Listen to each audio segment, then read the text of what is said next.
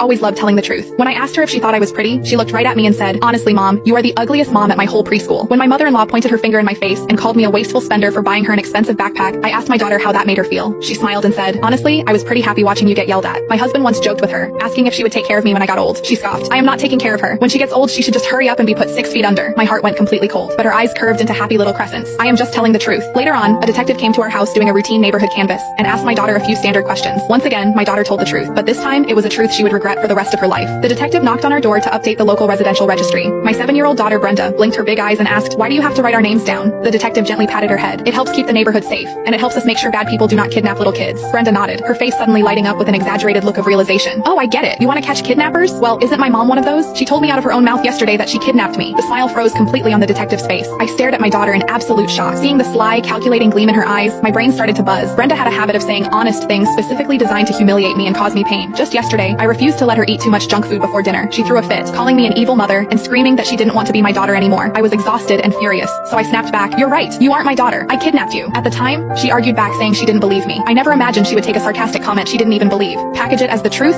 and feed it directly to a police officer. The detective was already looking at me with a completely different expression. I forced out a dry, awkward laugh. "She was misbehaving yesterday and I lost my temper. It was just a stupid joke. I didn't think she would take it literally." The detective's brow relaxed slightly. He turned to Brenda. "Little girl, you can't joke about things like that. If your mom gets mistaken for a kidnapper, she could go to jail." Seeing Brenda nod, the knot in my chest finally loosened. I thought the ordeal was over. But a second later, Brenda looked up with an expression of pure, innocent sincerity. "But my mom can't have babies. If I wasn't kidnapped, where did I come from?" The scrutiny and suspicion instantly returned to the detective's eyes. I panicked and quickly tried to explain. "I had an IUD put in right after she was born. When kids hear about birth control, they misunderstand what can't have babies means." I tugged on Brenda's sleeve, silently begging her to stop talking. She refused to listen. "Mom couldn't have babies right after she got married, but I am already 7 years old." I had no idea how a 7-year-old girl possessed the mental capacity to connect those dots. But when you thought about what she was implying, it was impossible not to jump to horrible conclusions. My husband and I had been married for 6 years. I had an IUD for those exact 6 years. So how could we possibly have a 7-year-old daughter? The detective clearly did the math in his head. His expression turned dead serious. "Ma'am, I am going to need to see the child's birth certificate." My stomach dropped to the floor. There was no birth certificate for Brenda in this house. 6 years ago, I had literally fought off human traffickers to rip this child out of their hands. When the police eventually pulled the files on her biological parents, the reality left everyone speechless. My husband and I had looked at each other with pale faces,